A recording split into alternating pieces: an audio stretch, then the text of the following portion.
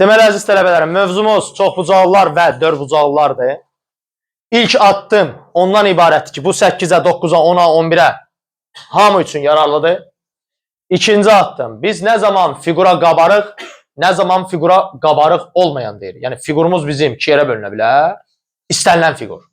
O qabarıq da ola bilər, qabarıq olmaya da bilər. Əgər fiqurun daxilindəki 2 nöqtəni birləşdirən düz xətt parçası tamamilə fiqur daxilində qalırsa, bu fiqur qabarıq fiqurdur.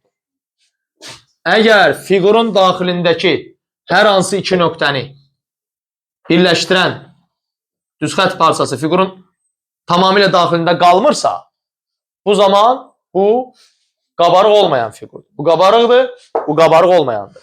Qabarıq olmayanın başqa adı çökük. Bu sözdə işlənə bilər.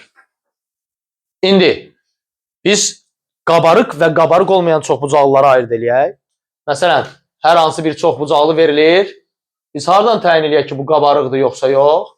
Daxilində 2 nöqtə götürürəm. Hansı 2 nöqtəni götürürəmsə götürüm. Onları birləşdirən parça fiqur daxilində qaldığına görə bu qabarıqdır. Başqa birinə baxaq. Məsələn, bu da çoxbucaqlıdır. Lakin 2 dənə bu nöqtəni birləşdirsək, görəcək ki, bu çölə çıxarda bilirik. Biz məqsədimiz çölə çıxartmaqdır, içəridə saxlamaq yox.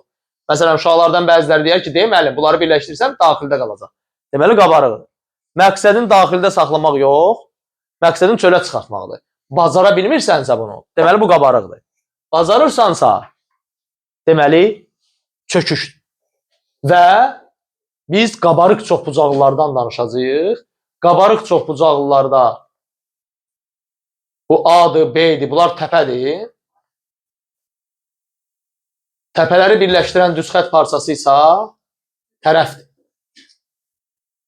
Eyni tərəfə bitişik təpələrə qonşu təpələr deyirlər. A ilə B qonşudur, A ilə C qonşudur. Amma təpələr qonşu deyilsə, onlara deyirlər qarşı təpə. Məsələn, B ilə D qarşıdır. A ilə də D qarşıdır. Onlar qonşu deyil. Qarşı təpələri birləşdirən xətt bizdə nə adlanır? Diaqonal adlanır. Və diaqonal üçün hansı anlayışımız var? Deyək ki, üçbucaq çəkdik. Görürük ki, üçbucaqda diaqonal sayımız yoxdur. Qarşı təpə yoxdur. Çünki bütün təpələr qonşudur. Dördbucaq çəkdik.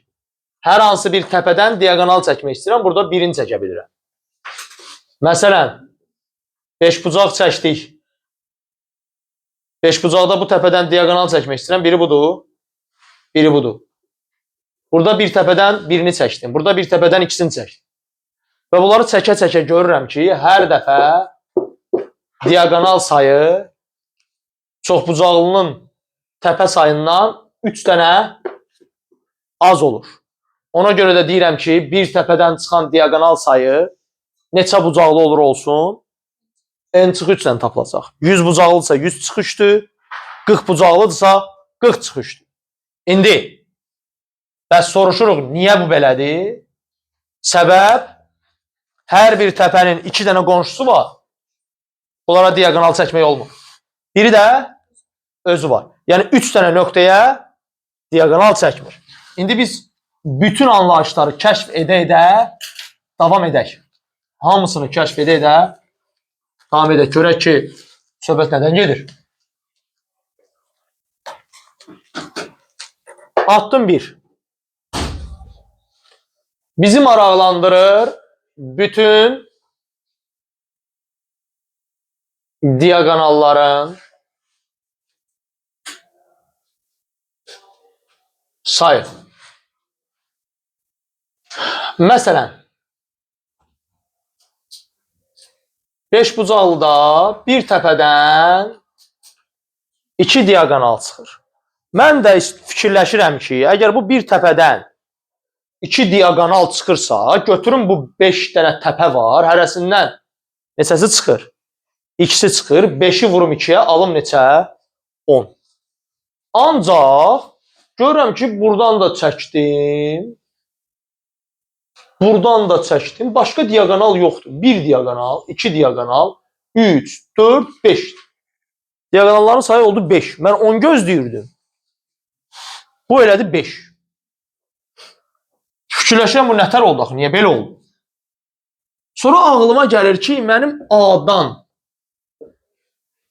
D-yə çəkdiyim diagonalla D-dən A-ya çəkdiyim diagonal üst-üstə düşür. Bu o deməkdir ki, A-dan D-yə, D-dən A-ya 2 dəfə saymış olurum. Əgər 5-i 2-yə vursam. Deməli, saydıqlarım 2 dəfə çox çıxır. Deməli, sonda biz bunu nə etməliyik? 2-yə bölməliyik. Yəni, düsturumuz olmalıdır. N vur, N çıx 3 böl 2. N vur, N çıx 3 böl 2. Yaxşı. Bunu qoyduq kənara. Deyək ki, bu fikir çatdı bizə. Növbəti addımımız. Məsələn, mənə indi soruşsalar ki, 8 bucaqlanan neçə diagonalı var? Mən də deyəcəm ki, Səmiddir, bəs 8 vur, 8 çıx 3 böl 2. 8 bucaqlının 20 diagonalı var. Oturub 8 bucaqlını çəkib, bütün diagonalları çəkmək olar. Orada da görəcəksiniz ki, neçə dənə çıxdı? 20 dənə. Lakin düstur daha tezdir. Növbəti. Çox bucaqlının tərəfləri arasında qalan bucaq var. Tərəflər arasında qalan bucağa biz daxili bucaq deyirdik. Daxili bucağa, qonşu olan bucağa xarici bucaq deyirik. Deməli, var daxili bucaq, var xarici bucaq. İndi bizi nə maraqlandıra bilər burada? Məsələn, biz üç bucaqda daxili bucaqların cəmini bilirdik ki, 180 dərəcədir və bunu isbat etmişdik. Deyək ki, bura alfadır, bura bettadır, bura qammadır. Götürürdük təpədən birindən oturacağa paralel xətt çəkirdik. Burada Z hərfi əmələ gəlirdi. Bura alfadırsa, burada nədir? Alfadır. Burada Z hərfi əmələ gəlirdi. Bura qammadırsa, bura qammadır. Alfa, betta, qamma üçü birlikdə açıq bucaq əmələ gətirir. Cəmi 180-dır. Bu səbəbdən də üç bucağın daxili bucaqları cəmi 180-dir. İndi deyərsən ki, yaxşı müəllim. Üç bucağı tapdın. Üç bucağı tapdın. Gəl 4 bucaqlıya baxaq. Burada neçə olacaq? Ağlıma gəlir ki, bu bir təpədən bir dənə nə çəkim? Diagonal çəkim. 2 dənə alım. Bu üç bucağın daxili bucaqları 180. O biri üç bucağın da daxili bucaqları 180. Onda mənim beynimə girdi ki, bu neçədir? 4 bucaqlı hansı formada olur olsun, məcburi deyil indi. Belə olaydı, belə olur, nətər olur olsun da. Bunların cəmi nə verəcək? Daxili bucaqlar 360. Yaxşı, onda deyirəm, bəlkə 5 bucaqlı çəkin. Onda nə eləyə bilərəm? Götürün. Deyək ki, 5 bucaqlı çək. İndi bunu deyərəm ki, bəlkə belə bir 3 bucaqlara bölün. 1, 2, 3 dənə 3 bucaq alınsın. Elə mi? 5. İndi kafamı biraz qaşıdım. Dedim ki, aha, o 4 bucaqda neçə dənə diagonal çəkə bilirdim? Bir təpədən. Bir dənə. Neçə dənə 3 bucaq əmələ gəlirdi? Bir təpədən neçə dənəsini çəkirdim? 3 bucaq neçə dənə olurdu? Birinci beynimə girir ki, bir təpədən çıxan diagonallar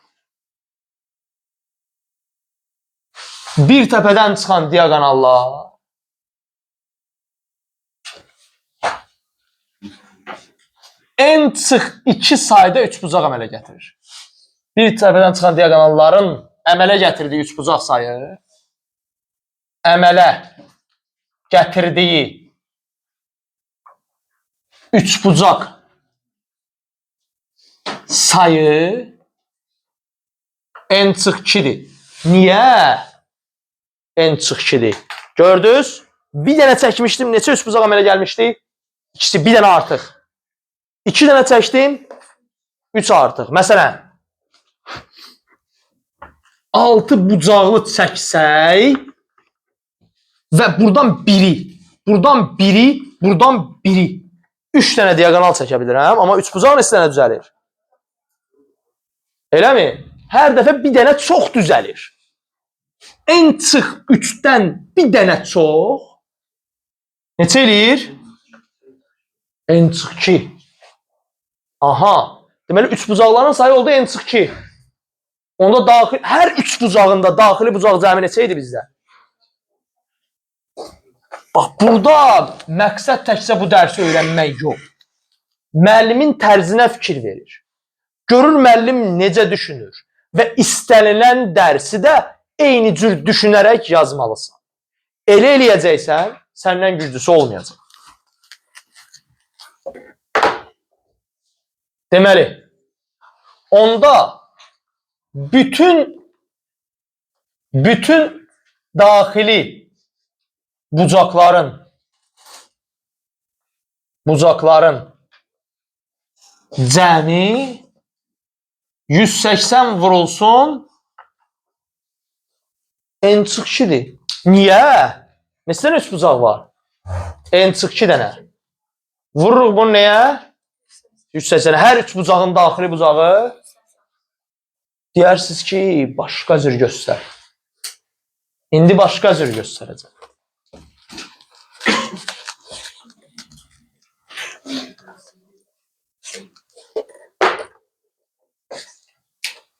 Yenə də düşüncə tərzinə fikir ver. Deyək ki, bizdə hər hansı çox bucaqlı var. İstənilən bir çox bucaqlı var. Deyirəm, onun daxili bucaqlarını tap. Amma indi mən yenə də 3 bucaqlara böləcəm. Amma fərqli üslubda. Götürəcəm. İstənilən daxildə bir nöqtə götürəcəm. Cümləm də möhtəşəm oldu. Götürəcəm, istənilən daxildə bir nöqtə götürəcəm. Amma hər halda. Deməli, bir nöqtə götürdük. Təpələrlə neynədik? Birləşdirdik. Təpələrlə birləşdirəndə bizdə nələr əmələ gəldi? İndi kafanı işlət. Hər təpə ilə birləşdirəndə bu 1, 2, 3, 4, 5, 6 bucaqlı idi. Neçə 3 bucaq əmələ gəldi? 100 bucaqlı da olsa 100 dənəsi əmələ gələcək. N bucaqlı olsa N dənə 3 bucaq əmələ gələcək. Hər 3 bucağın da daxili bucağı neçə olacaq? Vur nə? 180 vur N. Niyə? 2 şardan çıxdı ki? 180 vur N. Neçədən 3 bucaq varsa, amma sonra mənə çatır ki, mən burada artıq saydığım hissə var. Hər 3 bucağın buraları bizdə daxili bucaq, çox bucaqlının daxili bucaq hissəsinə düşmürdü. Buralar hamısı düşürdü. Bir dənə hara düşmürdü? Bura düşmürdü. Deməli, o artıq hissədir hesabladığım. Bu artıq hissəni oradan çıxartmaq lazımdır. Bu da çevrə deyil. 360 dərəcəni nə etmək lazımdır? Deməli, onda daxili bucaqların cəmi həmçinin nə oldu? 180 vur N. Deyərsən, axı, mənim bayaq başqa şey tapmışdı. Deyərdim, elə eyni şey tapmışıq. Bunu vurub açanda olsa bu eləyirdi. Ya da 180-də mörtəzə xaricinə çıxardanda bu eləyirdi. Eyni bir anlayışı müəlliminiz iki yolla, iki müxtəlif yolla neynədir? İzah elədi. İki müxtəlif yolla. Tələbənin işi nədir? Bax, oxumaq, misallar işləmək, müəllimin tərzini götürmək və salam. Qulaq asacaqsan, işləyəcəksən, uğur sənindir. İndi, bəs, məsələn, mən 3 bucaqda bilirdim ki, xarici bucaqların cəmi, indi gələk görək, burada xarici bucaqların cəmi haqqında nə deyə bilərik? Xarici bucaqların cəmi haqqında nə deyə bilərik? Tələbə yenidən kafasını düşündürür. Deyir ki, tərif nə idi? Daxili bucağa, qonşu olan bucağa düşünürsən. Bütün imtahanlarda, bütün sınavlarda yalnız düşünən tələbə yaza bilir. Çünki sualı qaydanın özü düşmür ki, 5-i 5-ə vurasan, ya birbaşa düstura qoyasan. Məntiqi düşünmək lazımdır. Deməli, biz başa düşürük ki, daxili və xarici bir-birinin nə idi? Qonşusudur. Əgər bunlar bir-birinin qonşusudursa, onda bunların cəmi nədir? 180-dir. Burada 180-dir daxili ilə xarici. Burada da daxili ilə xarici 180-dir. Burada da daxili ilə xarici 180-dir. Burada da daxili ilə xarici 180-dir. Burada da daxili ilə xarici.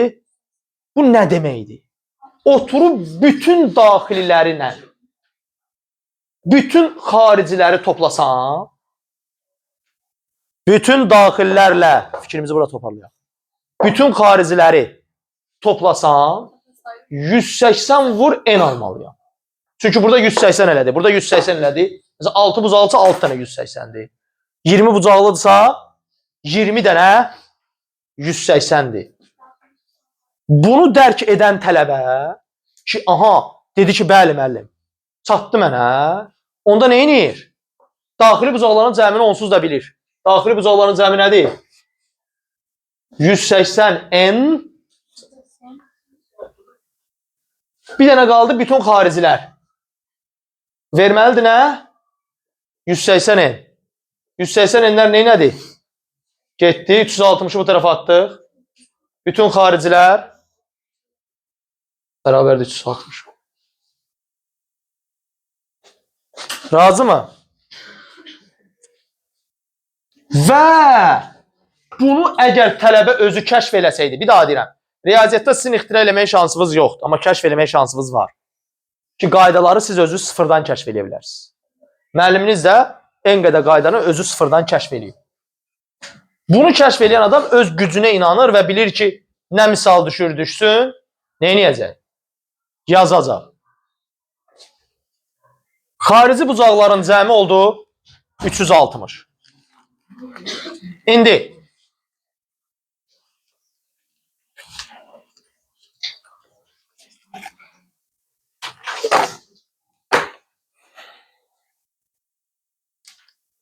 birinci möcüzə odur ki, belə çıxdı ki, fiqurun neçə bucaqlı olmasından asılı olmayaraq, onun xarici bucaqların cəmi dəyişməz. 100 bucaqlıda da 360'dır. 1000 bucaqlıda da 360'dır. Milyard bucaqlıda da xarici bucaqların cəmi 360'dır. İndi biz düzgün qabarıq en bucaqlıdan danışacağıq. Bax, belə bir fiqurdan danışacağıq. Düzgün. Salam aleykum. Qabarıq en bucaqlı. Birinci düzgün fiqur hansı fiqura deyirlər?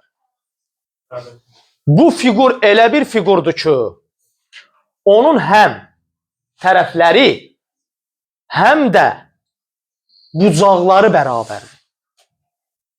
Məsələn, bərabər tərəfli üç bucaq keçmişdik. Bərabər tərəfli üç bucaq düzgün fiqurdur. Düzgün üç bucaqlıdır. Kvadrat keçəcəyik. Kvadrat bizdə düzgün dörd bucaqlıdır. Tərəflər bərabər, bucaqlar bərabər. Lakin romb, fikir versəz romba, başa düşürsünüz ki, rombun tərəfləri bərabər olsa belə, bucaqlar eyni deyil. Bucaqlar eyni deyil. Deməli, bu düzgün fiqur deyil. Fiqurun düzgün olması üçün iki əlamət ödənməlidir. Həm tərəflərin bərabərliyi, həm və buradan bir möcüzəvi fakt tapırıq. Nə faktı tapırıq? Onda düzgün qabarıq en bucaqlının bir xarici bucağı bir xarici bucağı 360 bölündü. Niyə? Bütün xarici bucaqlar neçə bucaqlı olursan o, hamısı birlikdə nə verməlidir? Neçə bucaqlısansa 360'ı ona bölürsən, hamısı da bərabər miqdarda nə edir? Bucaq düşür. İndi gəlin bir daxili bucaqdan danışaq. Bir daxili bucaqdan danışaq. Biz bilirik ki, daxili və xarici bucaqlar bir-birinin nə idi? Qonşusudur. Mən xaricini tapa bilirəmsə, 180-dən çıxaram 360 bölü n-i, 360 bölü n-i nə alarıq? Daxili bucağı. Və ya tələbə deyər ki, onsuz da daxili bucaqlar necə paylanır? Bərabər paylanır. Cəmi necədir bunun? 180 vurulsun nə? Bölürəm nəyə bunu? N-ə. N-ə. Sayına. Ya bu düstur istifadə elə, ya bunu. Düsturlar ekvivalentdir. Əgər fikir versəz, ekvivalent yəni eynidir. Düşünmək, düşünmək, düşünmək. Və bir addım geriliyək, bir uşaqlara da, xüsusilə də bu 9-lardır, 11-lərdir, buraxılışa hazırlaşanlardır. Onlar üçün bir gedişi də deyim, sonra fikrimizi yenə davam edək. Fikir ondan ibarətdir ki, uşaqlar gedir, məsələn, müxtəlif kursların sınağına və s. və axır və nəyi müşahidə edirlər? Görürlər ki, misal yazılmır. Məsələn,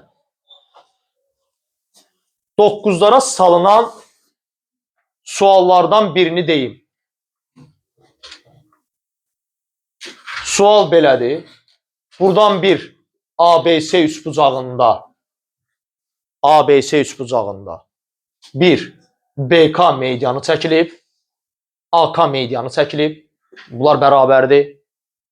Buradan da AK'nın düz ortasından AB'yə paralel bir LY xətti çəkilib və LY xəttinin uzunluğunun 4 olduğu deyilir və deyirlər ki, AB'ni tap. Bu 9'lara düşmüş bir sual. Mən də qeyd edim ki, biz bunu həll eləyəcəyik. Bu sual buraxılış sualı deyil. Əfsar olsun ki, görünür ki, bütün kurslar bir-biri ilə yarışa girib ki, görək kim daha çətin sual salar, kim daha həll olunmaz sual salar ki, uşaqlar da neyləməsin? Həll eləməsin və desinlər ki, məsələn, Süleymanın kursu çox yaxşı kursdur. Onun sualları nədir? Çətindir. Və dirəşirlər. Bu sualı, olimpiyada sualını salıblar, 9'ların olimpiyadasına düşən sualı götürüb buraxılış sualı kimi salmaq əcaibdir. Uşaq birinci nə etməli idi? İndi mən bilmirəm uşaq nə dər bunu görəcək, 9-cu sinif uşağı. Birinci deməli idi ki, bu xətti nə etmək lazımdır? Uzatmaq lazım. Xətti uzadandan sonra uşaq bir faktı görməli idi. Bu xəttə bir M ad verməli idi. Deməli idi ki, LM xətti ABK üçbucağında orta xəttdir. Niyə orta xəttdir? İndi bu söhbət gedir. LY AB'yə paralel idisə, bunun davamı da AB'yə paraleldir. Paralellik var, ortadan çıxma var. Bunu görməliyik. Bunu elə ağlına gətirməlidir ki, bu xətt çəkilsin. Deyək ki, LM xəttinin uzunluğunu neynəmirəm? Bilmirəm. Bu LM X-dısa orta xətti olduğuna görə bura artıq X yox, AB'yə nə yazaq? 2X. Səbəb? Orta xətt paralel olduğu tərəfin yarısıdır. Bura X-sə, bura 2X-dir. Bundan savayı bu orta xəttdirsə, bu tərəfi yarıya bölməlidir. Yəni Y-in Y-ə bölməlidir. Və AK da median olduğundan bura 2Y düşübsə, burada nə düşməlidir? 2Y. Median 2 bərabər hissəyə bölür. Və bunun ardınca uşaq növbəti əlaməti görməlidir ki, MY AB-yə paraleldirsə, Üçbucaq CBA və üçbucaq CMY oxşardır.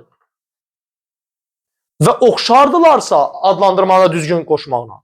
Siz nisbətlər qurmalısınız. CB-nin CM-ə, CA-nın CY-yə, BA-nın MY-yə.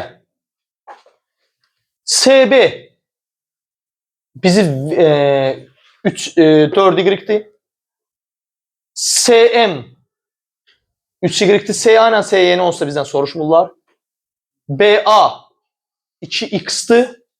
MY X üstə gəl 4. Bu Y-lər ixtisar getdi. Nə qaldı? 4/3 bərabərdir. 2X bölünsün. X plus 4. Buradan da tənasübə girməliydin. 6X bərabərdir. 4X üstə gəl 16. 2X bərabərdir. 16. X-də nə edəcək? 8. X 8-dir. 2 burada 8. 16. 2 vur 8-də 16. Yəni fikir verdisə, burada kifayət qədər düşünmək lazımdır. Mən indi düzdür sübut eləyə bilmərəm, amma and içə bilərəm ki, Azərbaycanda əgər götürüb bütün müəllimləri sertifikasiyadan keçirsən və başlasan verməyə, bir 30% müəllim bunu həll eləməyəcək. 30% müəllim bunu həll eləməyəcək. Hadi mənə də maraqlıdır ki, sizə niyə verirlər? A.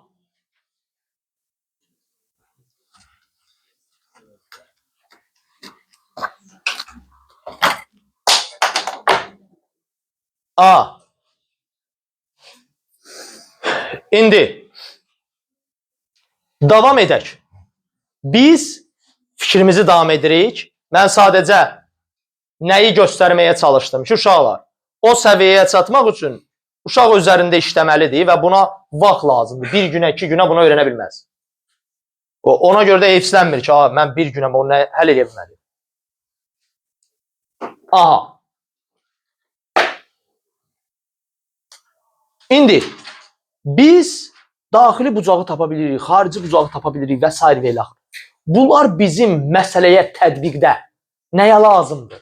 Nə cür araşdırmalarda bizə kömək eləyər? Məsələn, baxaq düzgün altı bucaqlıya və onu araşdıraq. Qeyd edim ki, biz istənilən fiquru araşdıra bilərik. Biri üzərində araşdırmanı aparıram. Tələbə düşünür və qalan da 6 olmur, 7 olsun. 7 olmur, 8 olsun. Başlayır araşdırmağa. Məsələn, 6 bucaqlı üçün. Deyək ki, bizim bir düzgün 6 bucaqlımız var. Fikirlər. Qasımov.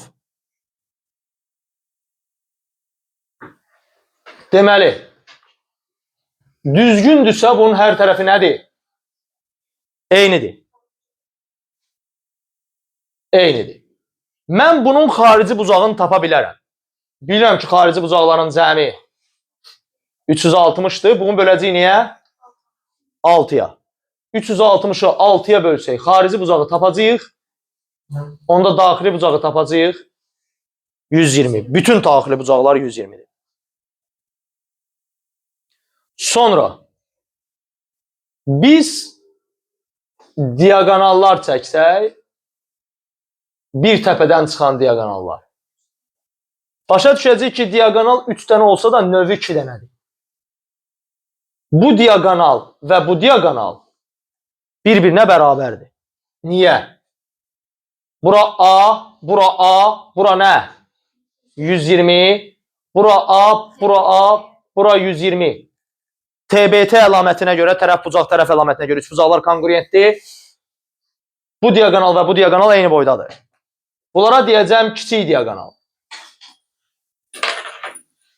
Bu diagonala isə deyəcəm böyük diagonal, DB. İndi deyərsən, hardan bildin o kiçikdir, bu böyük? Bunu gözlə baxanda da görmək olur, amma deyək ki, gözlə deyil axı. İspat eləyək. Başa düşürük ki, bura 120-dir. Onda bura 30. Burada neçədir? 30'dur. Bura ümumilikdə 120 olması üçün bura 90'dır. Deməli bu nə üç bucaqdır? Düz bucaqlı, üç bucaqlı 90'ın qarşısı hipotenuzdur.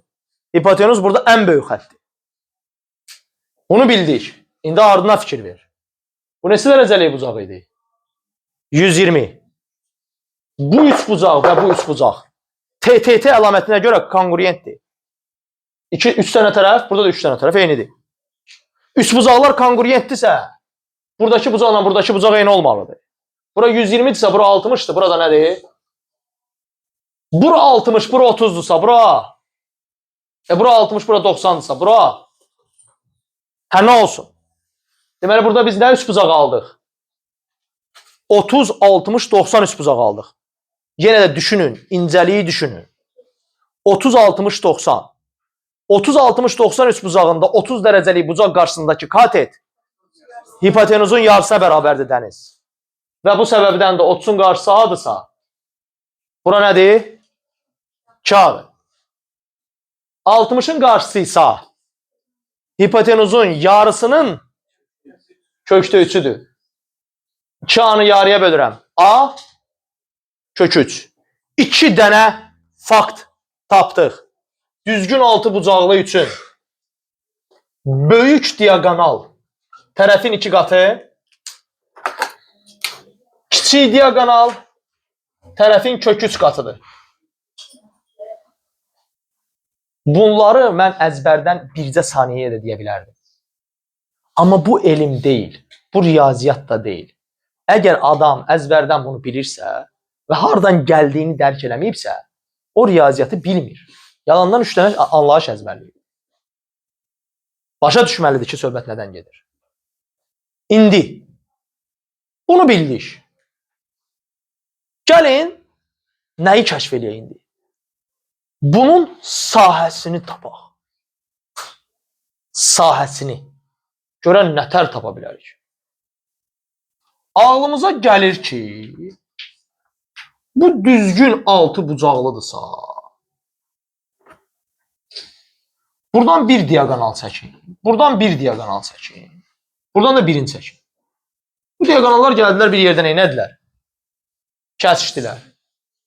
Və nəticədə mən fiquru 6 dənə nəyə böldüm? 6 dənə üç bucağa böldüm. Və bu üç bucaqlara böləndə biz bayaqları sübut elədik ki, bura ilə bura neçə dərəcədir? Burada 60'dır. Burada nədir? 60'dır. Onda burada 60'dır. Yəni alınmış bütün üç bucaqlar nəzir üç bucaqdır? Bərabər tərəfli və ya düzgün üç bucaqdır. Üç bucağın sahəsini tapmaq üçün nə edirlər? 2də 1 AH-a girmək lazım. Buradan nə indirməliyəm? Buradan hündürlüyü indirməliyəm. Bura 60 dərəcədir.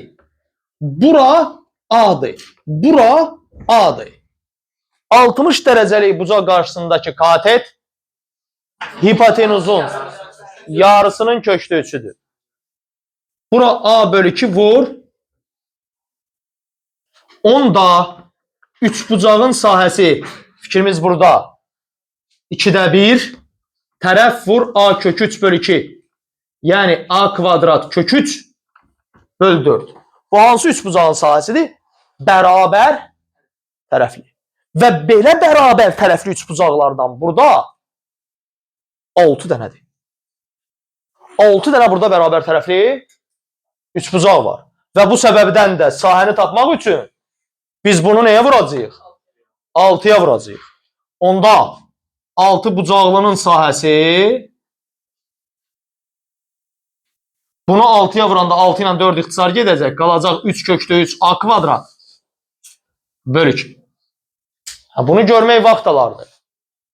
Düsturu əzbərləyə bilərsən, amma yadından çıxacaq. Amma başa düşmüsənsə, vəssalam.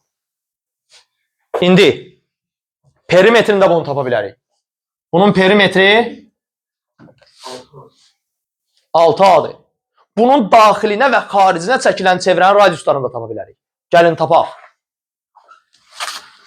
Gəlin tapaq görək nətər olacaq.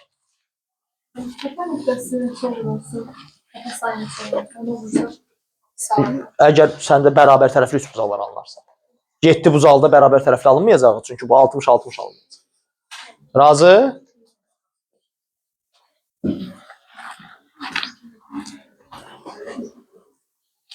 İndi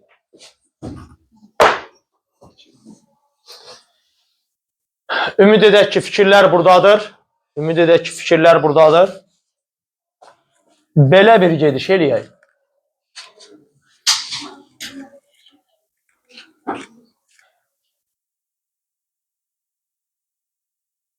Belə bir gediş eləyək. Deyək ki, 6 bucaqlının xaricində çevrə var. İndi bu çevrəyə oxşamasa da. Aman tanrım. Hər şey oxşadı çevrədən başqa.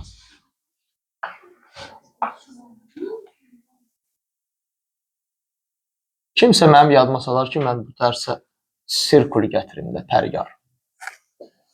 İndi bu düzgün 6 bucaqlıya oxşamadı, heç olmaz. Gəlin sayaq.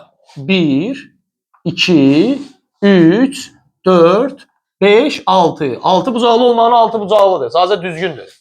Çünki düzgün olanda bütün tərəflərinin olmalıydı. İndi biz biraz əyri çəkdik. İndi biz fərz eləyək ki, bu düzgünüymüş. Bunun da harada bir çevrənin mərkəzi var da buralarda. Buradan bura xətt çəksən, buradan bura xətt çəksən, buradan bura xətt çəksən, buradan bura xətt çəksən, bura xətt çəksən, bura xətt çəksən. Bunların hamısı nədir? Onda bayaqki kimi bunların hamısı neçə dərəcə elədi? Onda bu üç bucaqların hər biri bərabər tərəflidir. Üç bucaqların hər biri bərabər tərəfli olduğundan, fikirlər burada. R nəyə bərabərdir? A-ya. R A-ya bərabər. Deməli, belə çıxdı ki, düzgün 6 bucaqlanan xaricinə çəkilən çevrənin radiusu onun tərəfinə bərabər. Və ya böyük diagonal nə qədər idi? 2A. Elə böyük diagonalın, bu böyük diagonal oldu. Böyük diagonalın yarısına bərabər. İndi gəlin, daxilə çəkilən çevrəyə baxaq. Görək, bunun daxilindədirsə nə olacaq?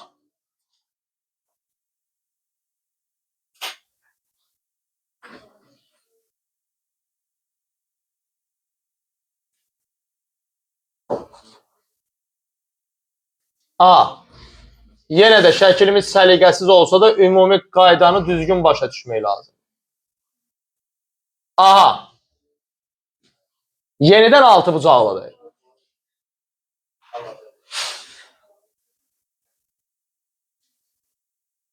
Bunun da bir mərkəzi var.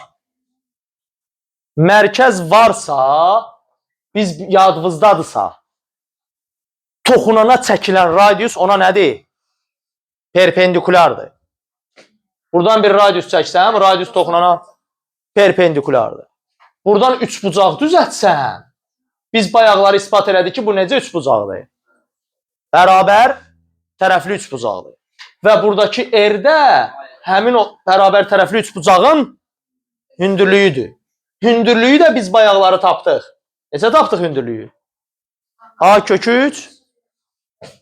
Onda daxilə çəkilən çevrənin radiusu necə olacaq? Və ya, fikir ver, kiçik diagonal nə qədər idi? A kök 3.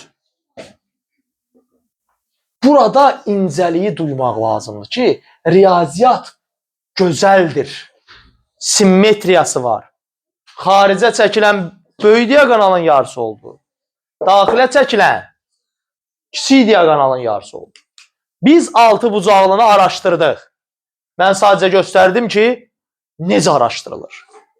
İndi davam elədik. 4 bucaqlılarla. Yorulmuruq. Döyüşürük. Görək 4 bucaqlılar haqqında ümumi fikir söyləməzdən öncə Biz ne inirik? İlk addım olaraq xüsusi hallara baxaq. Xüsusi halları araştırandan sonra ümumi şəkildə araşdırmağa başlayaq. Məsələn, birinci başlayaq kvadratdan. Kvadratdan. Kvadrat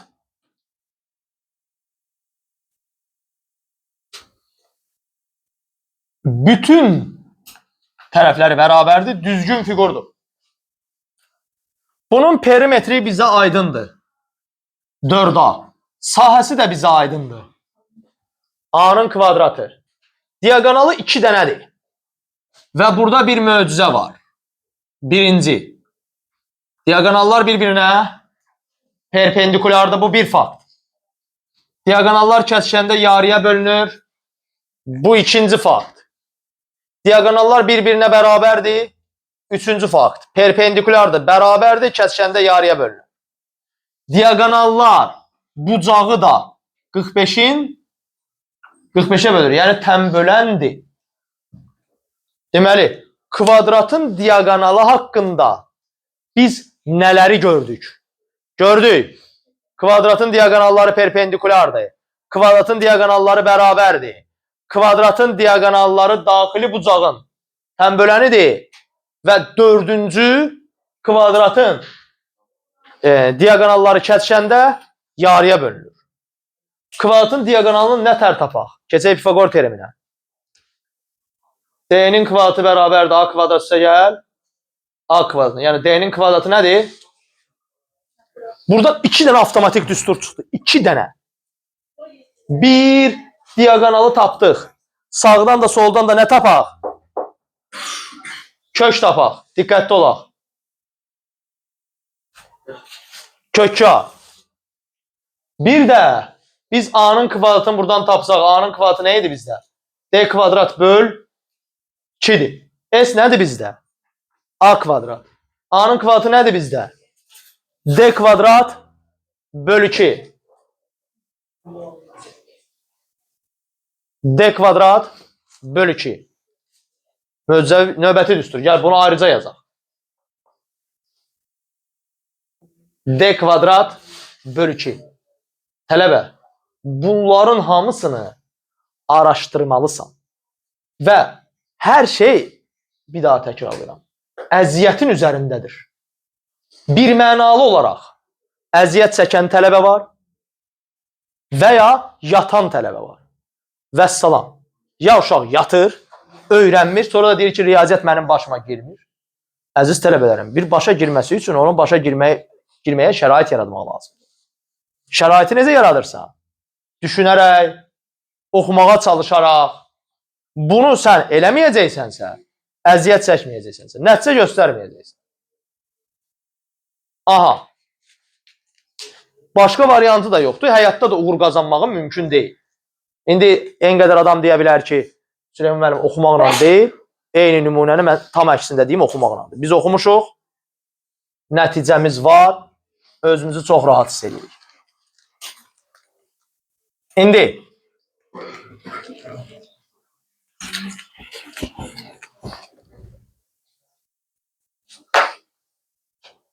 gəlin fikrin ardına baxaq. Bunun xaricinə çevrə çəkək, bunun daxilinə çevrə çəkək. Kvadratın xaricində çevrə varsa, onun diagonalı elə çevrənin diametridir. Biz bayaqları ilə bu xassəni demişdik. Xaricə çəkilən çevrənin radiusu kvadratın diagonalının yarısıdır. Diagonal neydi bizdə? Kökdə 2 A bölü 2. Kökdə 2 A bölü 2. Səmitdir, qulaq as. Onu da ver mənə. A. Keçdik. İndi növbəti addımımız. R oldu diagonalın yarısı ya da kökdə 2 A bölü 2. Bunu qoyduq kənara. Bəs daxilə kvadratın daxilində çevrə yerləşsə, bu zaman nə baş verəcək? Bu zaman tələbə görür ki, çevrənin diametri kvadratın tərəfinə bərabərdir. Bu səbəbdən də radius artıq tərəfin yarısıdır. Və belə çıxır ki, xaricə çəkilənlə daxilə çəkilən arasında kökdə 2 dəfə fərq var. Kökdə 2 dəfə fərq var. İndi bunu da gördük. Bunu da gördük. Deyək ki, bu da bizə çatdı. Kvadratla söhbətimizi bağladıq. Keçək növbəti fiqura. Amma biz bunları yazarkən tələbə özünə sual verməliyik. İstənilən dörd bucaqlının mı xaricinə və daxilinə çevrə çəkmək olar? Və bu suala cavab da belə gəlməlidir. Deyək ki, dörd bucaqlının daxilində çevrə var. Biz də bilirik ki, eyni nöqtədən çəkilən toxunanlar bərabərdir. Bura x-dırsa, buradan bura y-dirsə, buradan burada y-dir. Buradan bura z-dirsə, buradan burada z-dir. Buradan bura m-dirsə, buradan bura m-dir. Nəticə nə görürəm? Bu qarşı tərəfləri toplasam, x var, y var, z var, m var. Bu qarşı tərəfləri də toplasam, x var, y var, z var. Yəni, Azərbaycan dilinə tərcümədə dörd bucaqlının daxilinə çevrə çəkmək üçün onun qarşı tərəflərinin cəmi, yəni bura A, bura B, bura C, bura D idisə, A ilə C-nin cəmi B ilə D-nin cəminə. İndi məsələn, indi biz düzbucaqlı keçəcəyik, göstərəcəyik ki, düzbucaqlının daxilinə çevrə çəkmək olmur. Çünki qarşı tərəflərin cəmi eyni deyil. Buna aid düşə bilirmi buraxılışa sual? Bəli, düşə bilir. Məsələn, çevrəni çəkir, bura yazır, tutaq ki 5, bura yazır 6, bura yazır 7, buranı soruşur. Uşaq da əvəzlənir, 5, 6, 7 götürür, bura 8 yazır, vəssalam. Evi də yıxılır. Bu ilə bu neçə elədi? 12, deməli bu da nə eləməlidir? 12 eləməlidir, deməli bura neçədir? 6-dır. Yaxşı. A. Davam edək. Davam edək.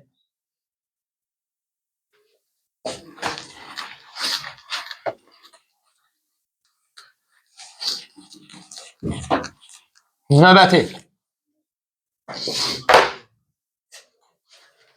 Belə bir gediş. Düzbucaqlı haqqında danışaq. Yenə də xüsusi hallarla işləyirik. Düzbucaqlı. Möhtəşəm suallarımız var. Hələlik dərs davam edək. Düzbucaqlı. Düzbucaqlıda qarşı tərəflər bərabərdir. Bucaqlar 90'dır. Amma bu düzgün fiqur deyil. Bu düzgün fiqur deyil. Və fiqur düzgün deyilsə, Mahmudov, fiqur düzgün deyilsə, birinci addım biz düzgün fiqurlar üçün o xassələri tətbiq edə bilmərik bura. Diagonal yenə də burada neçə nədir? 2 dənədir. Diagonallar kəsişir və kəsişmə nöqtəsində yarıya bölünür. Diagonallar kəsişir və kəsişmə nöqtəsində yarıya bölünür. Diagonallar öz aralarında bərabərdir. Vəssalam. Kvadratdan buna 2 dənə əlamət qaldı. Kvadratda həm perpendikularlıq var idi, həm tənbölən var idi, həm yarıya bölünmə var idi, həm bərabərlik var idi. Buradasa bərabərlik var, bir də yarıya bölünmə var. Tənbölənlik yoxdur. Tənbölənlik yoxdur. Yəni bu bucaqla bu bucaq eyni deyil. Diagonalın kvadratı Pifagora görə A kvadrat üstə gəl, B kvadrat. Perimetr 2 vurulsun, A üstə gəl B. Sahə. Sahə. A vur B'dir. Sahə. A vur B'dir.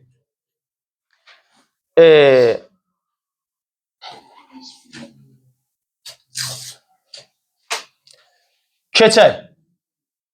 Daxilinə biz dedik ki, çevrə çəkmək olmayacaq.